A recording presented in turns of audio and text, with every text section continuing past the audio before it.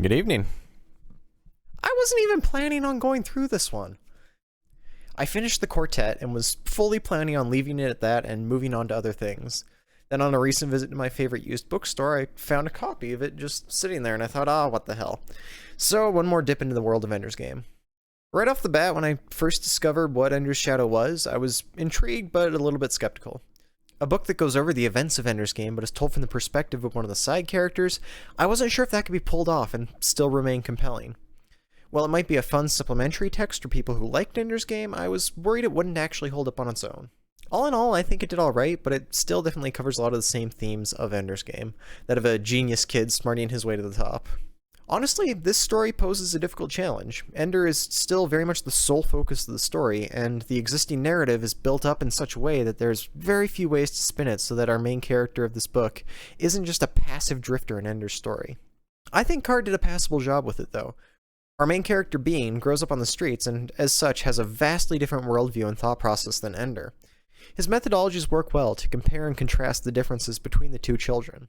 While Ender is smart and charismatic, always thinking about the personal angle and how to win people to his side, Bean is hyper-intelligent, more so than Ender, but cares less for the command and more about the big picture. In this way, the story was able to make Bean an important character without having to retcon Ender's Game. Bean wasn't notable in Ender's Game because he was merely biding his time, working in the shadows. I will say, thinking back on this book, conjures a lot of silly heist-esque narratives, where at the end we get flashbacks to all the notable scenes where our main character was actually secretly behind a curtain, or peeking around a corner, moving pieces into place. The choice to make Bean a bit more passive, but also so much smarter than Ender, I feel is a bit weird. Ender's Game already runs on the fantasy of what if this 6-year-old kid is the smartest kid in the universe and the savior of humanity, and now Ender's Shadow comes in and posits what if this 6-year-old kid is oodles and oodles smarter than that kid? And it gets a little silly. There are justifications for why this is the case, namely biological experiments to breed hyperintelligence, but even still, I think this book is fun. If you enjoyed Ender's Game and the whole training school, social tactics, and manipulation between kids angle, there's a ton more of that here. But aside from that, it doesn't really bring anything too different to the table. This is probably the end for me in the Ender series. Ender's Shadow sequel bait's hard, setting up villains and narratives for future books, but I feel myself losing interest. The controversy around the author certainly doesn't help. While there's a constant conversation online about separating the art from the artist and the ethics surrounding it, I've yet to decide what my own stance on the subject is.